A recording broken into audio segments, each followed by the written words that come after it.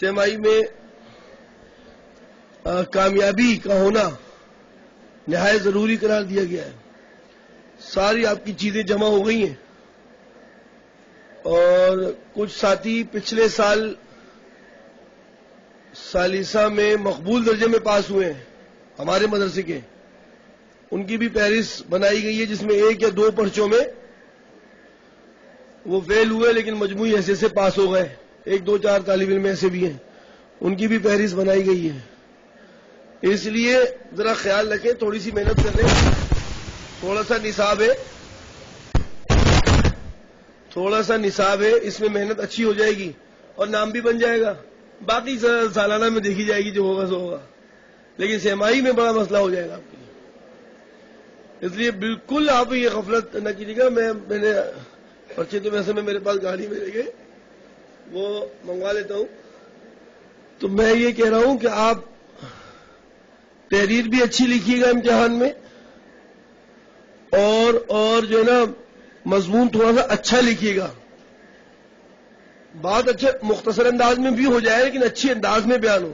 وہ دھوکہ دہی جو نا وہ مسئلہ ہو جائے گا کہ آپ نے کسی سوال کا جواب مانگا نہیں گیا تھا, خود ہی سوال بنایا, خود ہی جواب بھی لکھ دیا, کیونکہ آپ کو سوالیہ پرچوں کا جواب ہی نہیں آتا تھا.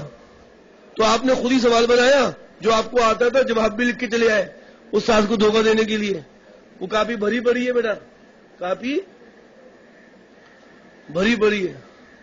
تو یہ پرچے بھرنوں سے کام نہیں چلے گا. آپ مضمون اچھا لکھیں, تحریر اچھی رکھیں, اور مختلف قلم کا استعمال, اور مختلف ہر چیز کو جو نمایاں کرنا ہے اس کو موٹا کر کے لکھیں, جس کو ہیڈنگ کہتے ہیں, اچھا ڈال کے لکھیں. سرخی کہتے ہیں, اچھی سرخیاں لگائیں, اور پھر اس کے تحت مضمون نگاری کریں. اور اچھی طرح سے سوچ سمجھ کے احتیاط سے ذہن کو کام میں لے کر, جیسے کوئی کام آپ کو دیا جائے کہ آپ کو یہاں سے لے کر جانا ہے, پانی لے کے آنا ہے, کھانا لے کے آنا ہے, چائے لے کے آنی ہے. آپ کینٹین جاتے ہیں, آپ کو چائے نہیں ملتی, کینٹین بند ہے, آپ فوری طور پر سوچتے ہیں کہ یار باہر سے مل جائے گی, فوراً باہر کے لیے کچھ تگ و دو کرتے ہیں اور تھوڑی سی محنت کرتے ہیں, لے آتے ہیں. اسی طرح امتحانی پرچوں میں اول پہلے سے ہی سوالات کی تیاری جاری رکھیں اور مضمون نگاری کا خیال رکھیں. مضمون ذہن میں بنایا جاتا ہے, بنا لیا, پھر اس کو قلم کی ذریعے آپ اس کو بیٹھو تحریر میں نے کب کھڑا کیا آپ کو, اور تحریر کریں اس کو پھر. ٹھیک ہے, بہت اچھا. اور نئے لڑکے جو نا وہ بھی خیال رکھیں, کیونکہ نئے لڑکوں کے داخلوں پر بھی متنازع بات تھی کہ یہ بھی کمزور ہیں بہت, لیکن چونکہ اپنے سابقہ مدرسوں میں یہ کامیابی کے ساتھ ہے اس لیے ان کو داخلہ دے دیا گیا, لیکن ممتحن نے ان کو کمزور ظاہر کیا ہے جو داخلہ دیا جس نے. تو لہذا وہ طالب علم جو نئے ہیں وہ اپنے اوپر زیادہ محنت کر لیں تاکہ ادارہ ان کی اہلیت اور قابلیت کو تسلیم کرے اور کہے کہ نہیں بچے پھر بھی اچھے.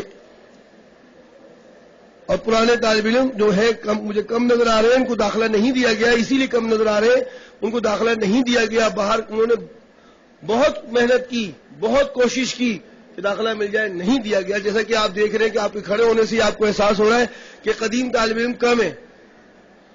اس کی وجہ یہی تھی. تو بھائی میں اب بھی آپ سے کہتا ہوں, آپ محنت کر لیں, امتحانات قریب ہیں, سر پہ کھڑے ہیں. اگر آپ سر پہ ہاتھ ماریں گے تو آپ کو باقاعدہ محسوس ہوگا کہ امتحان واقعی سر پر ہی ہے, کیونکہ سر بھاری بھاری ہو رہا ہے. ہو رہا ہے سر بھاری بھاری ہو رہا ہے نا, سر بھاری بھاری ہو رہا ہے, سر بھاری بھاری ہو رہا ہے. تو سر پہ ہے امتحان. بس ذلت سے بچیں, رسوائی سے بچیں. استاد آ جائیں تو استاد بھی خوش ہو جائیں, ان کا بھی مطلب چہرہ خوشی سے منور ہو جائے, ان کا بھی دل باغ باغ گارڈن گارڈن ہو جائے, تو کتنا ہی اچھا ہوگا یار, کتنا ہی اچھا ہوگا. آپ کے علم کی برکت کا بھی باعث بنی کہ یہ چیزیں ناظمین محتمیم حضرات سب یہ جتنے بھی ہیں یہ بڑے خوش ہوں گے, اور یقیناً یہ آپ کے علمی ترقی کی ایک سیڑھی ثابت ہوگی. سن رہے ہو بیٹا, سن رہے ہو, سنو نا یار, تم سنو نا, کام کی بات ہے بیٹا, سنو. بعد میں بہت پچھتاؤ گے, پھر آپ لوگ پچھتاؤ گے. میں آپ کو سچ کہہ رہا ہوں, پچھتاؤ گے آپ لوگ. خدا نہ ایسا نہ کرنا, کوئی بھی راسب نہ ہو, کوئی بھی ناکام نہ ہو. پوری محنت جاری رکھیں, ہر طرح سے اپنی کوشش کو بروئے کار لائیں، بروئے کار لائیں اور لگے دم مٹے غم کا مصداق بنائیں. کیا بولیں گے؟ لگے دم مٹے غم. تو انشاءاللہ آپ کامیاب ہو جائیں گے. پہلی کوشش زیادہ سے زیادہ درجات کا حصول، نمبرات ارقام کا حصول.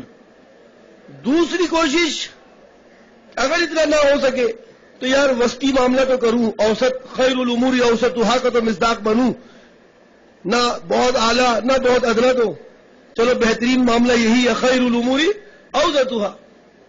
یار نہیں تو کم از کم ادنا درجہ ایمان کا تو رکھوں کہ کلمہ تو میرے ساتھ رہے، کلمہ تو رہے کہ ایسا نہ ہو ایمان ہی ختم ہو جائے. تو ان تمام چیزوں کی کوشش جاری رکھیں، بھرپور محنت کریں. کوئی ساتھی امر بالمعروف نہیں انیل منکر کا معاملہ رکھے، کوئی ساتھی سو رہا ہو، کوئی ساتھی غفلت میں ہو، آپ برائے مہربانی اچھے طالب علم ہیں تو آپ ان کو کہہ دیں بیٹا مطلب بھائی پڑھ لو یار، پڑھ لو. اب تو بیٹا نہیں کہو گے، آپ بھائی پڑھ لو یار، پڑھ لو، پڑھ لو یار. نہیں کہ بس سویا تو آپ اس کو وہ سویا.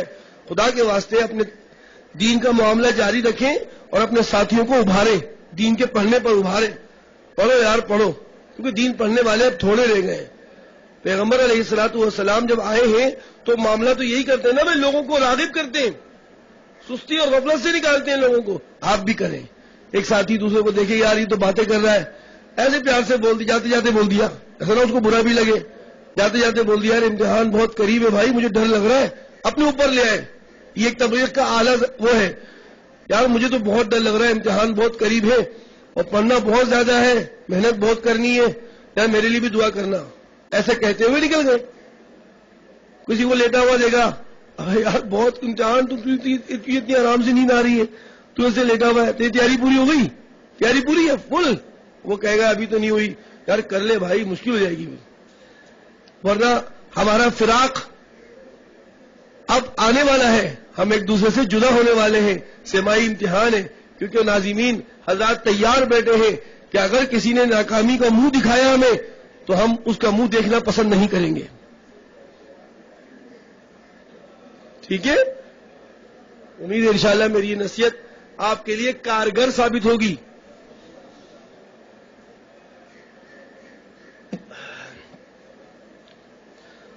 اور آپ کی اڑان پتنگ سے بھی زیادہ تیز ہوگی اور اونچی ہوگی اور جہاز سے بھی زیادہ انشاءاللہ. دینی معاملات میں آپ آسمان کے بھی مسائل نکالیں گے کہ آسمان خدا کا ہے. ٹھیک ہے؟ اوپر کے میرے پاس ہے، گاڑی میں رکھے ہوئے ہیں، نہیں دوں گا میں دکھاؤں گا کیونکہ اس میں میں نے دیکھ رہا ہوں غلطیاں بہت زیادہ ہیں، مجھے یہی ڈر ہے بس. اعوذ باللہ من الشیطان الرجیم، بسم اللہ الرحمن الرحیم. هو الذي يريكم البرق خوفا وطمعا وينشئ السحاب الثقال ويسبح الرعد بحمده والملائكة من خيفته ويرسل الصواعق فيصيب بها من يشاء وهم يجادلون في الله وهو شديد المحال. اللہ اکبر. بات وہی چل رہی ہے، اسی بات کو لے کر آگے چل رہے ہیں ہم کہ توحید کا مضمون بیان کیا جا رہا ہے. اس بات توحید جو سورت کے آغاز میں شروع کیا گیا تھا، درمیان میں اس بات رسالت آیا اور پھر اس کے بعد کچھ آیات آئیں ایسی جس میں کفار کے رسالت کے بارے میں شبہات کا جواب تھا مال وعید. ہو گئی بات؟ امتحان میں آ سکتا ہے. ان آیات میں اگر کوئی شبہ ہے کفار کا تو ان شبہوں کو واضح کر کے جواب کی بھی وضاحت کیجیے. سوال آگے توحید کا مضمون اللہ کی ذات اپنی بارے میں بیان کرتی ہے کہ وہ ذات توحید خدا ہی کے لائق ہے، کیونکہ وہ ایسی ذات ہے کہ هو الذی یریکم البرق، جو دکھاتی ہے تم کو. میں اگر ذات کہہ رہا ہوں تو دکھاتی ہے، اور اللہ کہوں گا تو وہ دکھاتا ہے اردو کے لحاظ سے، ذات مورنا سے. وہ ذات ایسی ہے کہ یریکم البرق، جو تم کو دکھاتی. ارا یوری اراءتن، را یرا رؤیتن. را یرا کے معنی دیکھنا، ارا یوری معنی دکھلانا. وہ دکھلاتی ہے تم کو ذات البرقہ، بجلی، بجلی کی چمک بارش برسنے سے پہلے، اور ایک لکیر جو مختلف لہروں کی شکل میں آپ کو نظر آتی ہے، اور نہ صرف لہریں بلکہ اس کی کڑک، اس کی آواز، اس کی گونج. هو الذی یریکم البرقہ، دکھاتی ہے وہ ذات تم کو، وہ ذات واحد ہے، ایسی ذات واحد ہے کہ وہ تمہیں دکھاتی ہے بجلی برق. خوفا و طمعا، خوف کی حالت میں اور طمع کی حالت میں. یعنی بعض لوگوں کو اس کو دیکھ کر خوف ہوتا ہے کہ بجلی گرے گی، پتہ نہیں کس پہ گرے گی، خوف ہوتا ہے بجلی کے گرنے کا. وہ طمعا، اور اس حال میں کہ طمع بھی ہوتی ہے اس بجلی میں. یعنی بعض لوگ اس کو دیکھ کر طمع اور امید باندھ لیتے ہیں کہ بارش برسے گی. صحیح ہے. وَيُنْشِئُ السَّحَابَ، انشا ينشی انشاءً، پیدا کرنا، اٹھانا، اونچا کرنا، بلند کرنا، سارے معنی ہیں. انشاء پڑھتے بھی ہیں، اور یقیناً انشاء پڑھنے سے آپ کا عربی ادب اٹھ جاتا ہے، اونچا ہو جاتا ہے. تو میں یہاں پر معنی رفع کے کر لیتا ہوں. ادب پڑھنے والے تو ماشاءاللہ ایسے ہوتے ہیں کہ وہ ہر لغت کو پہچانتے ہیں، معنی کی مناسبت کو بھی پہچانتے ہیں. تو آپ نے انشاء پڑھ رہے ہیں نا، اب انشاء پردازی ہو رہی ہے نا. وَيُنْشِئُ السَّحَابَ الثِّقَالَ، بلند کرتا ہے بادلوں کو، الثِّقَالَ جو پانی سے بھرے ہوئے ہوتے ہیں. بلند کرتا ہے پہاڑوں، بلند کرتا ہے کس کو؟ بادلوں کو. الثقالہ جو پانی سے بھرے ہوئے ہوتے ہیں. تو یہ خدا کی شان ہے، یہ خدا ہی تو کرتا ہے نا بھائی، اور کوئی تھوڑی ہے. اور یہ ایک خدا کا کام ہے، ڈھیروں خدا کا کام نہیں ہے. خدا ایک ہے، ڈھیر نہیں. وَيُسَبِّحُ الرَّعْدُ، اور رعد فرشتہ تسبیح کرتا ہے. بحمدہ، تحمید کے ساتھ، تسبیح کے ساتھ اللہ کی حمد پڑھتا رہتا ہے. رعد فرشتہ، رعد کے ویسے معنی ہے، مصدری معنی کرتے ہیں رعد کے، تو رعد کے معنی آتے ہیں گرج، چمک، کڑک، گونج. یہ ہے رعد. نصر ینصر سے استعمال ہوتا ہے رعد یرعد رعدن، گرجنا، چمکنا، کڑکنا، یہ معنی ہے.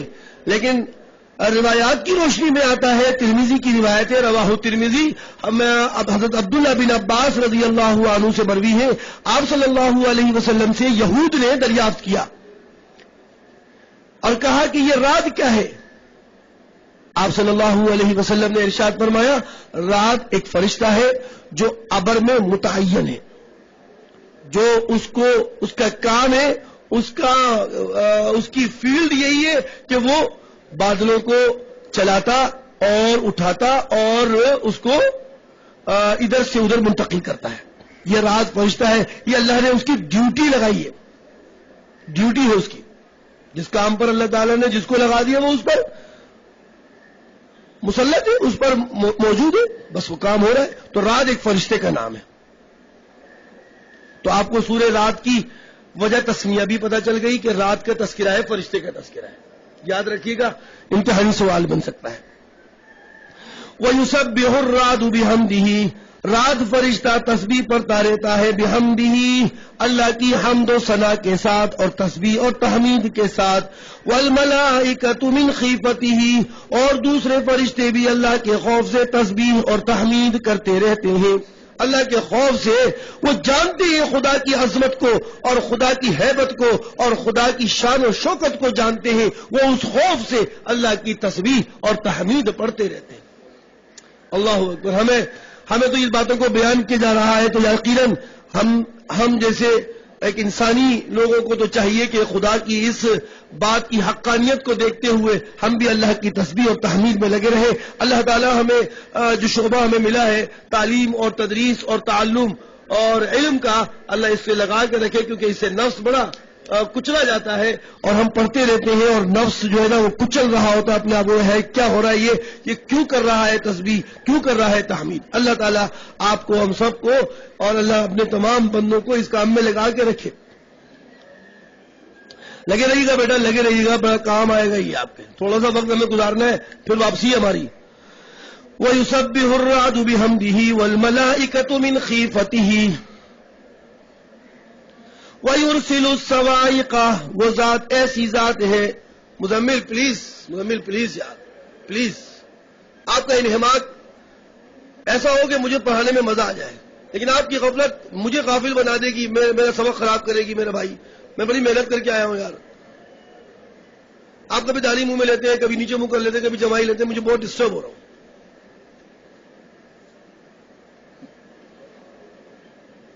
خدا کے واسطے یار اب مجھے تنگ نہیں کریں یار.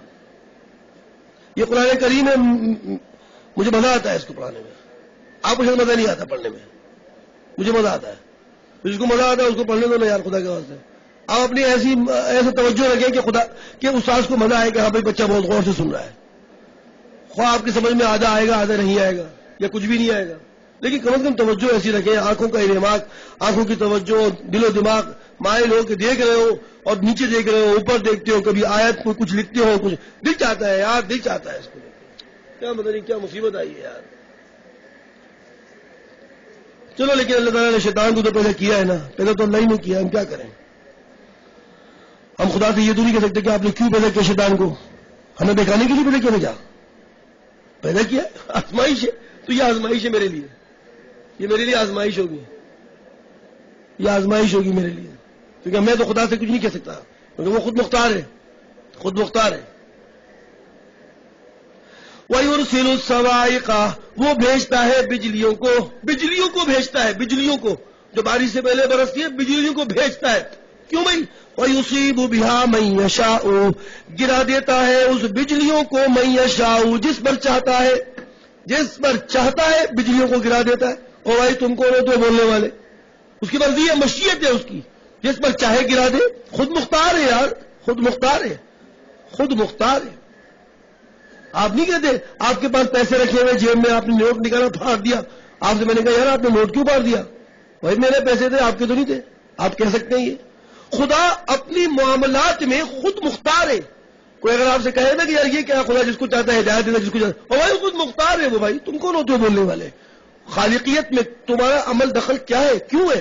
اس کی مرضی ہے، جس کو چاہے شیطان بنائے، جس کو چاہے انسان بنائے، مرضی ہے، خود مختار ہے وہ ذات.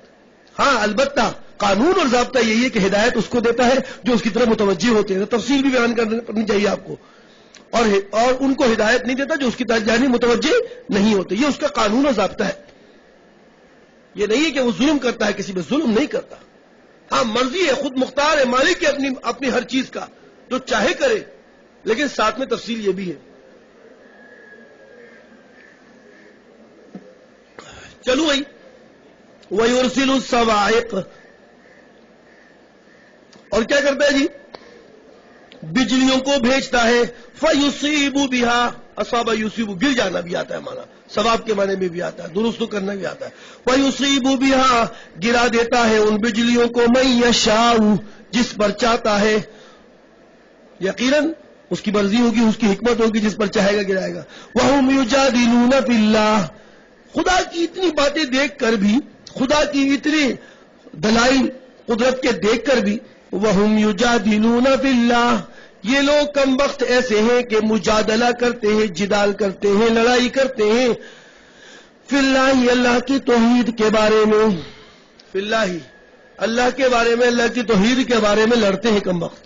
اتنی نشانیاں، اتنی قدرت کے دلائل سن کر بھی لڑتے ہیں. وَهُوَ شَدِيدُ الْمِحَالِ، یہ بھی یاد رکھ لیں کہ اللہ تعالیٰ شدید القوت ہے. محال صفت مشبہ کا صیغہ ہے. ویسے باپ کے لحاظ سے تو یہ نصرہ، سمیعہ اور اللہ آپ کا بھلا کرے کروبہ سے آتا ہے، لیکن محال فعال کے وزن پر ہے، اور اس کے معنی سخت گرفت کرنے والا، سخت گرفت کرنے والا. وَهُوَ شَدِيدُ الْمِحَالِ، اور یقیناً اگر یہ جھگڑا کرتے ہیں توحید میں تو یاد رکھیں کہ خدا کی ذات جو ہے وہ سخت اور شدید القوت ہے. اس کی قدرت اور قوت بہت زیادہ ہے. وہ ایسے مروڑے گا نا کہ انسان کی چیخ بھی نہیں نکلے گی، چیخ بھی نہیں نکلے گی. بہت سخت ہے وہ اپنے معاملات میں. تو یہ بھی یاد رکھو کہ وہ شدید المحال، شدید العقاب ہے. توحید کے بارے میں لڑتے ہو، اس کی توحید کو مانتے نہیں ہو، جس نے پیدا کیا اس کے ساتھ شریک ٹھہراتے ہو. ہاں البتہ اس کے ساتھ ساتھ وہ رب مجیب الدعوات بھی ہے، مجیب الدعوات بھی ہے، دعوتوں کو، دعاؤں کو قبول کرتا ہے، اس لیے کہ لہو دعوت الحق، اسی کے لائق ہے سچی پکار، اسی کے لائق ہے سچی پکار، سچی دعا اسی کے لائق ہے کہ اسی کو پکارا جائے، اس لیے کہ وہ دعاؤں کو قبول کرتا ہے. بھائی لہو دعوت الحق والذین یدعون، اور جو لوگ ایسے ہیں یدعون دعائیں کرتے ہیں، پکارتے ہیں، من دونہ خدا کے سوا، ایسے لوگوں کو کہ لا یستجیبون لہم بشیء. سنیے گا یار، مثال سنیے گا، خدا کی طرف سے بیان کرتا مثال سنیے گا. کیا مثال دی جی؟ لا یستجیبون لہم، استجاب مانے منظور کرنا، قبول کرنا. استجاب مستجاب الدعوات، یعنی دعوات کو، دعاؤں کو منظور کرے اور دعاؤں کو قبول کر لے، جس کی دعا کو قبول کیا جائے. لا یستجیبون لہم، اور جو لوگ پکارتے ہیں خدا کے سوا ایسے لوگوں کو کہ لا یستجیبون لہم بشیء، جو اس سے زیادہ ان کی دعا کو منظور نہیں کرتے. اس سے زیادہ کا لفظ میں لگا رہا ہوں اللہ کی وجہ سے، آگے اللہ آ رہا ہے، اس سے زیادہ دعا کو منظور نہیں کرتے. اللہ اتنی کے کباسط کفیہ، جیسے کسی شخص نے دونوں ہاتھ پھیلائے پانی کی طرف. میں جب بھی دیکھیے گا، جیسے اس نے دو کباسط کفیہ الی الماء، جیسے اس نے دونوں ہاتھ پھیلائے پانی کی طرف، اس لیے کہ لیبلغہ فاہ، کہ وہ پانی اس کے منہ کو پہنچے. ایسے پھیلائے یہ سوچ کے کہ یہ پانی میرے منہ کی طرف آ جائے پانی، یہ پھیلا رہا ہے ہاتھ. وما هو ببالغیہ، اور وہ پانی اس کے منہ کو نہیں پہنچنے والا. تو یہ بھی ایسے کہ جیسے پانی میں یہ قدرت نہیں ہے کہ پانی اس کے منہ پہ خود بخود پہنچ جائے، تو ایسے ان لوگوں میں ذرہ اس پانی کے برابر بھی ایسی قدرت نہیں کہ یہ کسی کی کوئی بات منظور کر لے. کیسا لگا آپ کو؟ کیا عجیب مثال پیش کی کہ کوئی شخص پانی کے پاس کھڑا ہو جائے اور یوں ہاتھ پھیلائے کہ پانی تو میرے منہ پہ خود ہی آ جا، تو آ سکتا ہے؟ وما هو ببالغیہ، وہ پانی آ نہیں سکتا. تو اسی طرح ان بتوں کے سامنے ایسے ہاتھ پھیلائے کوئی اور منہ سے پکار کرے، یعنی ہاتھ پھیلانے والے کو پانی نہیں مل رہا تو منہ سے پکارنے والے کو ان معبودان باطلہ سے کچھ بھی حاصل نہیں ہوگا. ان کی حیثیت تو پانی کی بھی طرح نہیں ہے، جیسے پانی میں کچھ نہیں ہے ایسے ان میں بھی کچھ نہیں ہے. اوہ والذین یدعون من دونہ، اور جو لوگ پکارتے ہیں خدا کو چھوڑ کر ایسے لوگوں کو لا یستجیبون لہم بشیء، جو اتنا بھی ان کی بات کو منظور نہیں کرتے جتنا کہ کباسط کفیہ، کوئی شخص اپنے ہاتھوں کو پھیلائے پانی کی طرف، لیبلغ فاہ، کہ وہ اس کے، یہ فاہو جو ہے نا، یہ مجھے سمجھ میں نہیں آیا یہ مرفوع کیوں ہے؟ فاہو لیبلغ کا فاعل ضمیر ہوا ہے اور وہ پانی کی طرف لوٹ رہا ہے. لیبلغ کہ وہ پانی پہنچ جائے، فاہو اس کے منہ کو. جی شاباش، ویری گڈ. ہو ضمیر ہے، یہ اسماء ستہ مکبرہ ہے. فو کا، فا کا، فاہو، فا اسماء ستہ مکبرہ. حالت نصبی میں کیا ہوتا ہے؟ اسماء ستہ مکبرہ مضافۃ الی غیر یا المتکلم، اس کا اعراب کیا ہوتا ہے؟ الف کے ساتھ ہوتا ہے. یہ فا ہو مضاف ہے ہو ضمیر کی طرف، اور یہ ہو ضمیر ہے اور فا الف کے ساتھ حالت نصبی میں ہے. چل گیا؟ آپ کو پتا تھا؟ آپ کو یہ بات پتا تھی؟ جھوٹ بول رہا ہوں. لیبلغ فاہ، کہ وہ اس کے منہ کو پہنچے. وما هو ببالغہ، اور وہ نہیں ہے اس کے منہ کو پہنچنے والا. یعنی جسے پانی نہیں پہنچتا منہ پر، ایسے ہی یہ جو معبودان باطلہ ہے یہ ان کی ذرہ بھر دعا کو قبول اور منظور نہیں کر سکتے. اور جب یہ ان کو پکاریں گے بیٹا، جب یہ ان کو پکاریں گے تو کیا ہوگا؟ ان کی دعا میں کیا ہوگا؟ قبول نہیں ہوگی. وما دعاء الکافرین الا فی ضلال، اور نہیں ہوگی کافروں کی پکار سوائے بے اثر ہونے کے. لازمات معبودان باطلہ کو پکار رہے، ایسے معبود بنا رکھے جو باطل ہے، ناحق ہے، وہ کیا کریں گے؟ ان کی دعائیں کیا ہوں گی؟ بے اثر. ضلال کا ترجمہ میں نے کر دیا کس سے؟ بے اثر سے. اب اپنے پشتوں میں کیا کریں کوئی اچھے ترجمے. هو للہ يسجد من في السماوات والارض طوعا وكرها. اصل پکارنے کے لائق تو کون ہے؟ ایک خدا ہے، ایک خدا وہ ہے پکارنے کے لائق. اس لیے کہ وَلِلَّهِ، اس لیے کہ اللہ ہی کے لائق ہے، اللہ ہی کے لیے ہے. یسجد من فی السماوات، کہ سجدہ کرتے ہیں جو کچھ بھی آسمان میں ہے. اس لیے کہ اللہ ہی کے لیے ہے کہ وہ یسجد من، کہ سجدہ کرتے ہیں وہ لوگ جو آسمانوں میں ہے، والارض، اور زمین میں ہے. طوعا وکرہا، کچھ لوگ تو سجدہ کرتے ہیں طوعا، فرما برداری کے لحاظ سے، وکرہن، اور کچھ لوگ مجبوری کے لحاظ سے.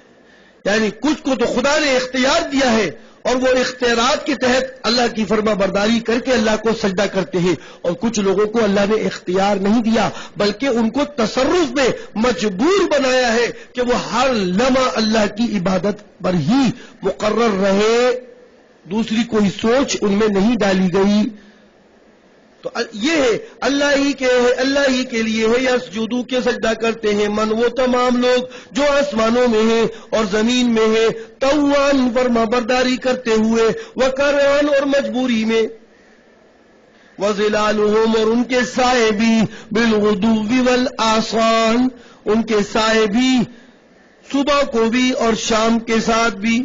یعنی ان کے سائے جتنے لمبے ہوں اور ان کے سائے جتنے چھوٹے ہوں، صبح اور شام کے لحاظ سے، سائے چھوٹے ہوں یا بڑے ہوں، لیکن وہ اللہ ہی کے لیے کیا ہوتے ہیں؟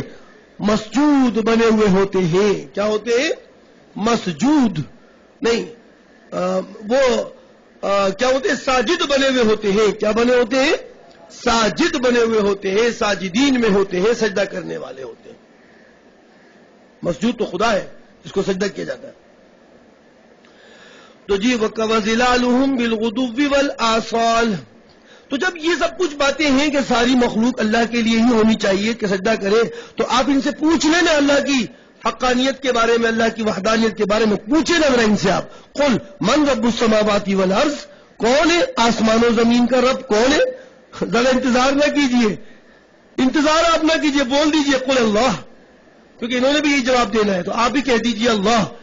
یہ تو سوچیں گے کہ ہمیں کسی طرح گھیر رہا ہے. آپ کہہ دیجئے اللہ ہی ہے. اب پھر جب یہ بات ہے تو پھر آپ ان سے پوچھیں قُلْ أَفَأَتَّخَذْتُم مِّن دُونِي أَوْلِيَاءَ. قُلْ پھر انہیں کہیے کیا تم نے اس کے باوجود کہ تم جانتے ہو کہ آسمان و زمین کا رب اللہ ہے، اس کے باوجود تم نے خدا کے سوا اللہ کے ساتھ دیگر اور لوگوں کو کارساز بنا رکھا ہے، اولیاء بنا رکھا ہے. اور وہ ایسے اولیاء ہیں کہ لا یملکون لانفسہم، جو اپنی ذات کے مالک نہیں ہیں، نفع میں اور نقصان میں، نفعا ولا ضرا، نہ اپنی ذات کو نفع دے سکتے ہیں اور نہ اپنی ذات کو تکلیف پہنچا سکتے ہیں. ان لوگوں کو تم نے خدا کے ساتھ شریک ٹھہرا رکھا ہے. کہیے دیکھو بات سنو، موحد اور مشرک کی مثال دیکھو ایسی ہے. قل کہہ دیجیے کہ ایسی ہے کہ یستوی الاعمی والبصیر، یعنی شرک باطل ہے، شرک کیا ہے؟ باطل ہے، اور خدا کی وحدانیت ثابت ہے. اس لحاظ سے مشرک اور موحد کی مثال ایسی ہے جیسے اعمی والبصیر، کہ مشرک کی مثال اندھے کی ہے اور موحد کی مثال بصیر کی ہے. تو بتاؤ کیا یہ دونوں برابر ہو سکتے ہیں؟ کیا موحد اور مشرک برابر ہو سکتے ہیں؟ قل هل يستوي الاعمى والبصير، کہہ دیجئے کہ کیا برابر ہو سکتے ہیں یہ اعمی اور بصیر، یعنی مشرک اور موحد.